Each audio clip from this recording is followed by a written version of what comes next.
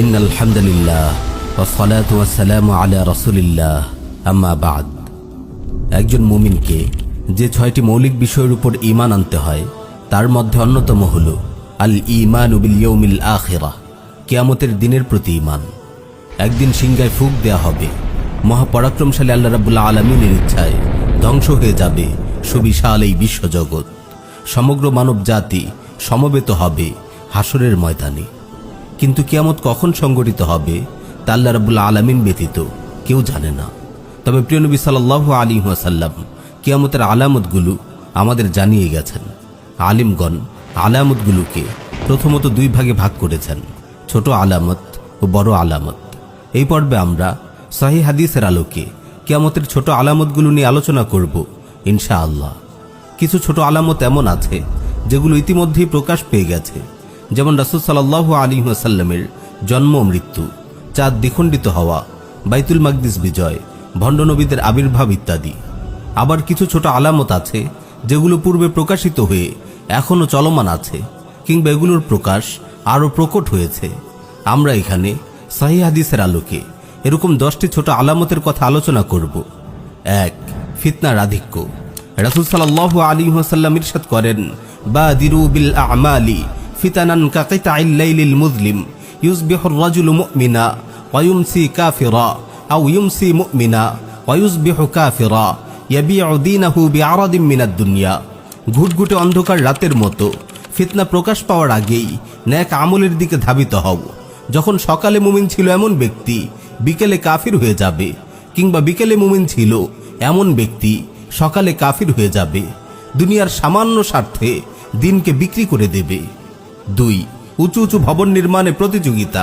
কিয়ামতের অন্যতম একটি ছোট আলামত হল নগ্ন পদ বস্ত্রহীন রাখালরা উঁচু উঁচু ভবন নির্মাণে পরস্পর প্রতিযোগিতায় লিপ্ত হবে। রাসূল সাল্লাল্লাহু আলাইহি ওয়াসাল্লাম ইরশাদ করেন, ওয়া আন তারাল হুফাতাল উরাতাল আলাতা রিআ আশ-শাই ইয়াতাতাওয়ালুনা ফিল বুনয়ান। কিয়ামতের অন্যতম একটি আলামত হচ্ছে তুমি দেখবে নগ্ন পদ বস্ত্রহীন দরিদ্র ছাগলের রাখালরা উঁচু উঁচু ভবন নির্মাণে পরস্পর প্রতিযোগিতা করবে। সুবহানাল্লাহ। আপনারা দেখতে পাচ্ছেন এক সময় যে আরবরা মরুভূমিতে পশুপালন করে জীবিকা নির্বাহ করত, তাদের আজ কি রমরমা অবস্থা। এক সময়ের সেই রাখালরা আজ যেন বহুতল ভবন নির্মাণের প্রতিযোগিতায় লিপ্ত। আরব আমিরাতের বুর্জ খালিফা, সৌদি আরবের মক্কা রয়্যাল ক্লক টাওয়ার, কুয়েতের আলহামরা টাওয়ার ইত্যাদি দেখলে আপনাদের মানসপটে কি রাসূল সাল্লাল্লাহু আলাইহি ওয়াসাল্লামের এই হাদিসটির কথা ভেসে ওঠে না? 3. মসজিদ সজ্জিতকরণ। রাসূল সাল্লাল্লাহু আলাইহি ওয়াসাল্লাম ইরশাদ করেন, লা তাকুমুস সাআতু হাত্তা ইয়াতাবাহান নাসু ফিল মাসাজিদ। যতক্ষণ না মানুষ মসজিদ নিয়ে গর্ব করে কিয়ামত সংঘটিত হবে না। আজ আপনারা দেখছেন মানুষ একে অপরের সঙ্গে প্রতিযোগিতা করে জাঁকজমকপূর্ণ বহুতল বিলাসবহুল মসজিদ নির্মাণ করছে, মসজিদ নিয়ে একে অপরের সঙ্গে গর্ব করছে। 4.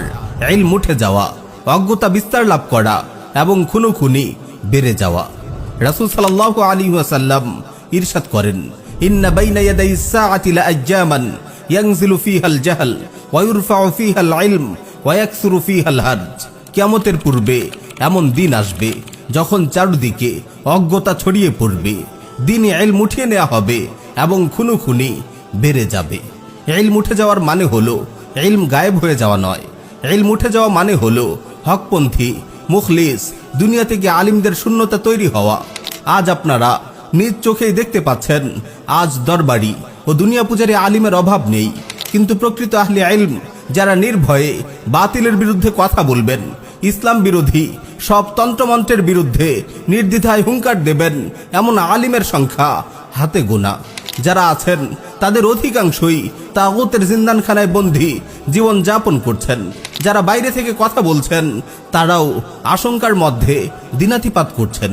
আর হত্যা ও খুনোখুনি কতটা বেড়ে গেছে প্রতিদিনের পত্রিকার পাতা খুললে কিংবা সোশ্যাল মিডিয়া স্ক্রল করলেই আপনারা দেখতে পাচ্ছেন। 5. অশ্লীলতা, বেহায়াপনা ও ব্যভিচারের ব্যাপকতা। কিয়ামতের ছোট আলামতগুলোর অন্যতম হলো সমাজে অশ্লীলতা ও বেহায়াপনা ছড়িয়ে পড়া। রাসূল সাল্লাল্লাহু আলাইহি ওয়াসাল্লাম ইরশাদ করেন, মিন আশকাতিস সাআহ আন ইউরফা আল ইলম ওয়া ইয়াযহার আল জাহল ওয়া ইউশরাব আল খামর ওয়া ইয়াযহার আল জিনা। ইলম উঠে যাওয়া, অজ্ঞতা ছড়িয়ে পড়া, মদ্যপান করা এবং জেনা ব্যভিচার বেড়ে যাওয়া কিয়ামতের আলামত। প্রিয় ভাই ও বোন, জেনা ব্যভিচার যে সমাজে কতটা ব্যাপক হয়ে গেছে তার বলার অপেক্ষা রাখে না। তাগুতি বিশ্ব ব্যবস্থা, জাহিলি রাষ্ট্র ব্যবস্থা ও দাজ্জালি মিডিয়ার অভিশাপে জেনা ব্যভিচার আজ বড়ই সহজ হয়ে উঠেছে। পক্ষান্তরে বিয়ে হয়ে উঠেছে অত্যন্ত কঠিন। 6. সুদ ও হারামের ছড়াছড়ি। রাসূল সাল্লাল্লাহু আলাইহি ওয়াসাল্লাম ইরশাদ করেন, লা ইয়াতিয়ান্না আলান নাসি জামান লা ইউবালিল মারউ বিমা আখাযাল মাল আমিন হালালিন আম মিন হারাম।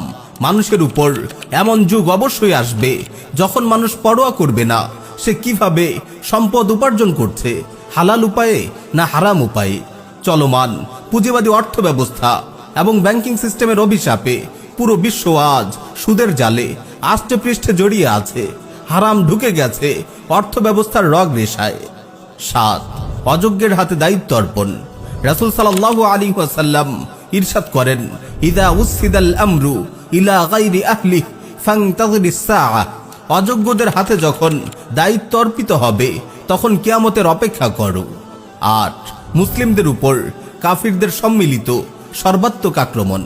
একবার রাসূল সাল্লাল্লাহু আলাইহি ওয়াসাল্লাম ইরশাদ করেন, ইউশিকুল উমামু আন তাদাআ আলাইকুম কামা তাদাআ আল আকালাতু ইলা কাসআতিহা।